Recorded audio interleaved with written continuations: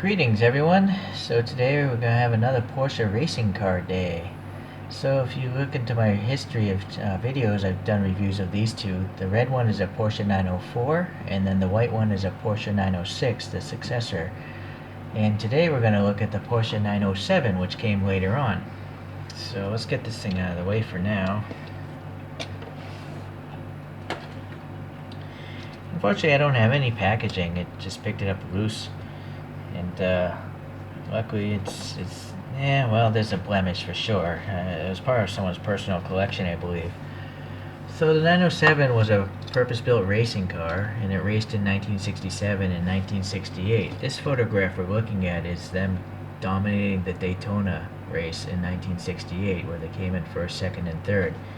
Granted, I'm not sure what this number 40 car raced in. You know, the numbers are different, but I believe the car itself is the same or similar. So looking at the images there, it does look quite good. Okay. An interesting note about the design of this chassis is the driver was switched over from the left to the right side of the car because most races are going a clockwise fashion.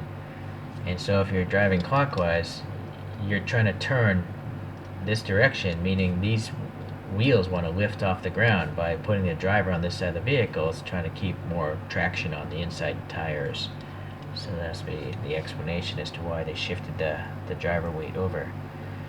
Okay, so that doesn't look so bad either. Okay. So this long tail, you know, generating a lot of downforce, it was clocked at 190 miles per hour, and that's pretty fast for something that's originally only had 220 horsepower.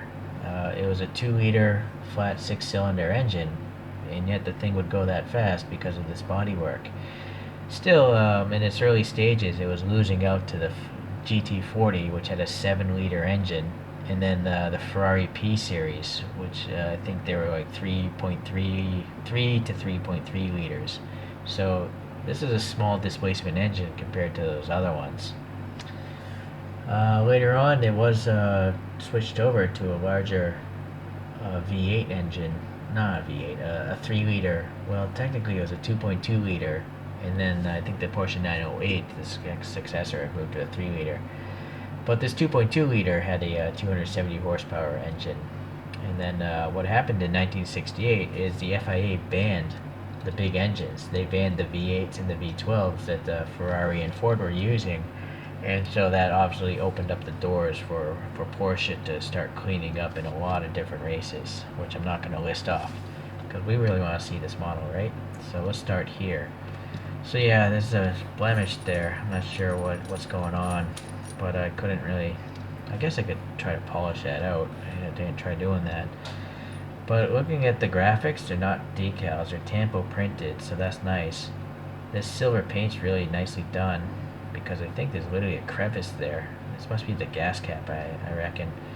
I think these are air scoops for in the back. No black paint though. No clue what this little dot would be for. If anyone knows, please leave a comment. As well as what this little black graphic is. Not sure. Alright, so the door here, I think this is a gull wing, just because it cuts off there. Maybe that's the door handle. Not sure what that graphic is either. I think the tires, well, this is an old tire. It's got some weird cracking effect or something. The rear still looks pretty good. And then the wheels, they're okay. It would have been nice if they're actually hollow. I feel like I think they're blanked off. Or is that supposed to represent the disc brake rotor? I'm not sure. But I don't get the impression there's air passing between the spokes.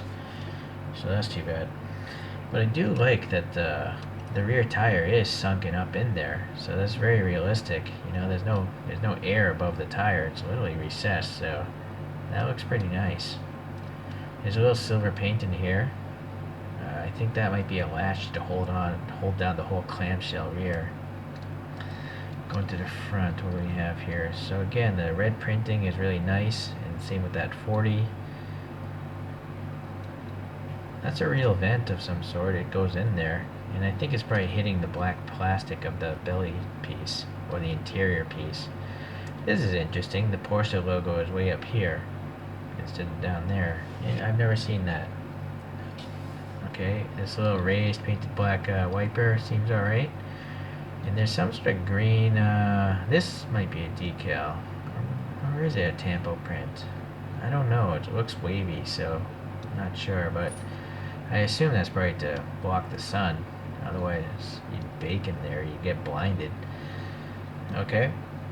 The lenses here seem okay. And there's some sort of silver paint there for like a headlight. This is just the plastic itself going into the casting. So it does look like there might be two lights there. So pretty good. I don't know what these little black stripes represent. Not sure, sorry. This must be from an older Porsche collection because it's press fit together. They're not screwed together. So maybe this is from the early 2000s or something. The tires do look great. Super wide rear stagger. The treads are nice. This doesn't want to roll. There's a lot of friction. I'm not sure if the rubber is actually touching the bottom side of the casting, but this is a stationary model. Okay, so yeah, even these tiny taillights, they're actually transparent pieces of plastic, and they're red and orange, so that's nice. Okay, oh, underneath the engine cover there's some silver detail. That's pretty nice. Usually you don't get that on Kyoshos. It's usually just a one black piece of plastic. Looks like a depression, as if this is a sliding window or something. And there, it's hard to see, but that's the, I think, instrument cluster for the driver's side. I'm trying to get a flashlight, maybe we could see something more, but such shallow windows. Well, there's the driver's seat, and then a vestigial seat here, just for racing regulations. I don't think we're ever going to see the dashboard. No, it's just too shallow of a window. Oh, the side windows also have the green on the top part, like a green tinting. So that's interesting. Yeah, tinted windows. Okay, so the paint, you know, being white is kind of thick. It's filling in the panel gaps quite a bit. That's a problem that all manufacturers have. There's a little bit of paint rash, I think, right there in the door. Maybe something there. Or that might be a contaminant that's been cracked off. Or it just might be grime. I might have to polish this stuff out with some Tamiya polishing compound. There's obviously some dirtiness as well. Okay, well, it's naturally not the most pristine model, but it's clearly a used model, so I have to accept that. It's not brand new. And even if it was brand new, this model would definitely be at least 10 years old. Just because it's press fit together, I think it's from the early 2000s or mid 2000s.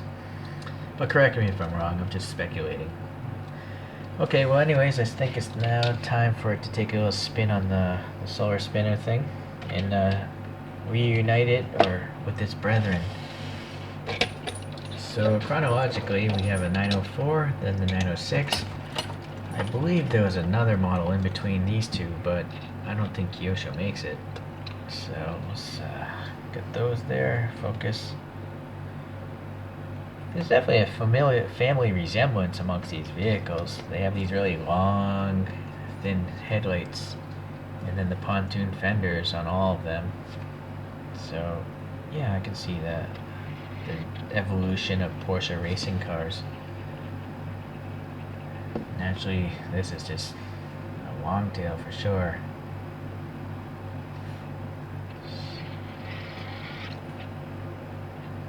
Okay.